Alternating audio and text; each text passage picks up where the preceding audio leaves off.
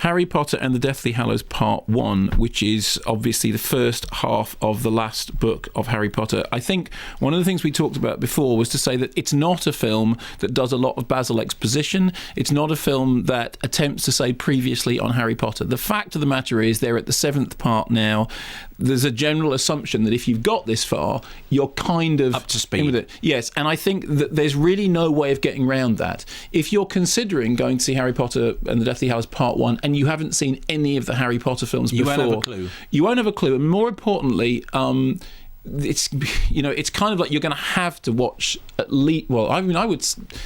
Are there any? I mean, you don't need to worry with the first two because that's just the Chris Columbus ones. But if you start with Prisoner of Azkaban and go on from there, and that will pretty much get you up to speed. Actually, no, I don't know what I'm saying because the first. I always do that. You see, I say the first two aren't important. What I'm saying. No, the first two. But actually, Jason's biggest part is the Dobby, which is part 2, and of course he is brilliant in that part. So start from the beginning. There's no point in seeing part 7 if you haven't seen the other parts. You've got a lot of prep to do. Yeah, but they're all available on a box set. There's a Blu-ray box set just came out recently with all the previous parts, so you have to do that. And I quite like the fact that, for example, when we get to a conversation about Godric's Hollow, nobody says, what's that then? Nobody stops and says, oh, this is what it is. Just say, Godric's Hollow, really fine, okay, keep up. So what we can tell you is the story is essentially that the three main characters, Harry, Ron and Hermione, are on the run. At the beginning of the movie, we see them going on the run, and then for a great portion of the movie, they are on the run, they are out of Hogwarts, which is in many ways the film's major innovation, that they are out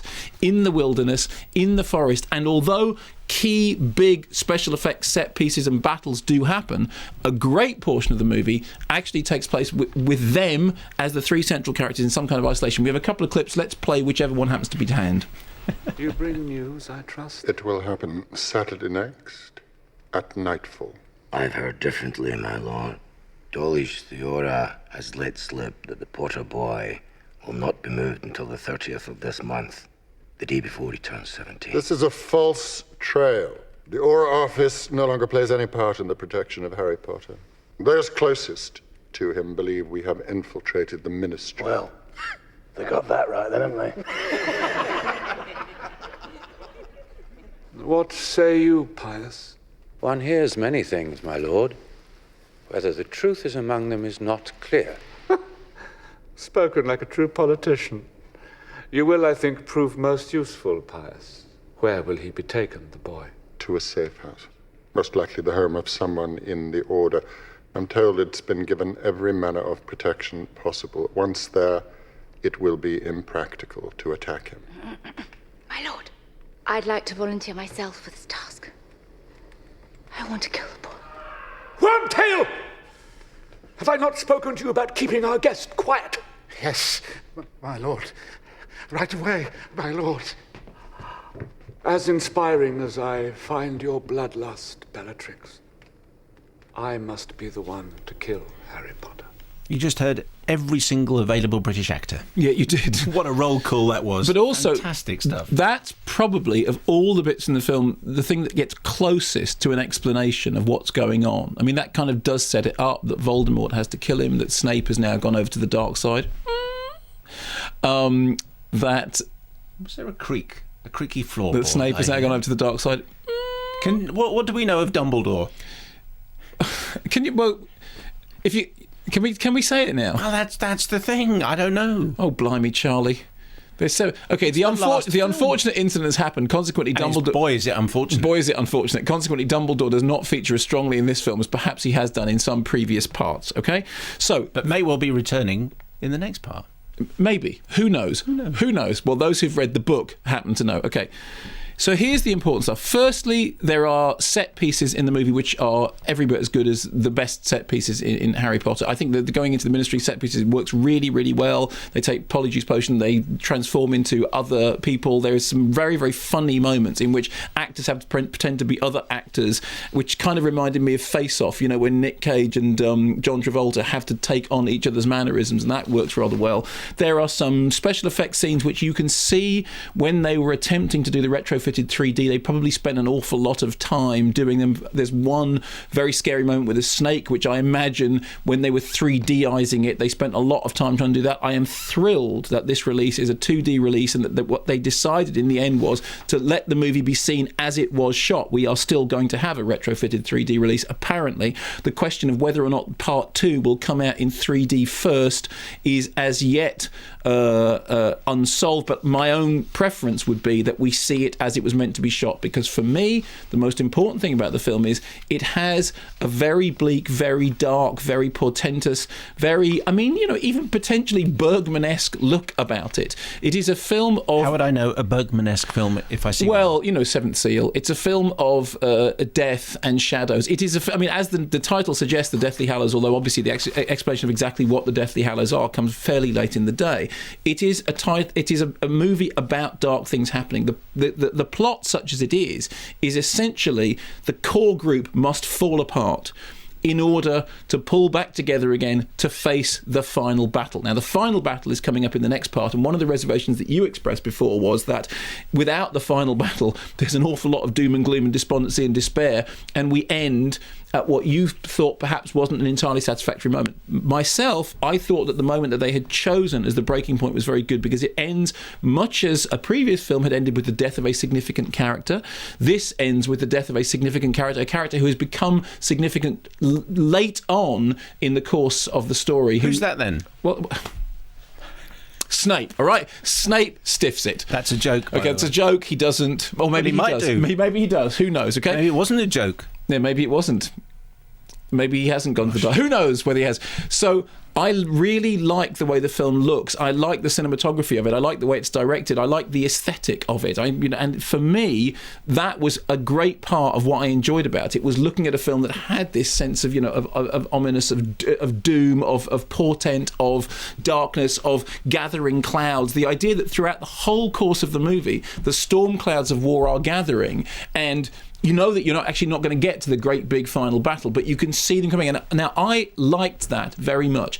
If I have any reservations at all, it is that the film does take its time, although I don't have a problem with it doing that, but some people might not be quite as patient. I think maybe some parts of the younger audience will find some of it slightly lacking in action-packed thrills. It's not... if you look back, it's amazing. If you look back at the first two movies now, which were essentially fairground rides with beaming happy children running around and, talking portraits and jollity and all that sort of stuff, which for me was never the point anyway. As you know, the point which Apart from Ian Hart's demonically possessed head.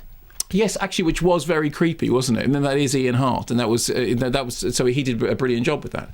But for me, what I like about it is, it, more than any of the stories so far, it's about the central relationship. It takes the other stuff away. You've got Snape and Voldemort and all the forces gathering, but it's essentially about those three characters, about the fact that Ron is falling in love with Hermione and is worried about Hermione's relationship with Harry. The fact that Harry and Ron are no longer the young boys that they used to be, but have now grown up into people who've become sort of, turned by that sort of adolescent angst, that they are people whose brains are filled with, thoughts of doom and destruction and despondency. The fact that and lust, maybe. Well, and lust, you turn into a priest, and lust, maybe. And in fact, there is one, I refer you to this in the BBFC. There are occasional lustful moments, I noticed. Yes, there are. The BBFC, which rates it 12A for moderate fancy, violence and threat, says the film possesses a fairly dark and intense tone in common with many of the more recent instalments of Harry Potter.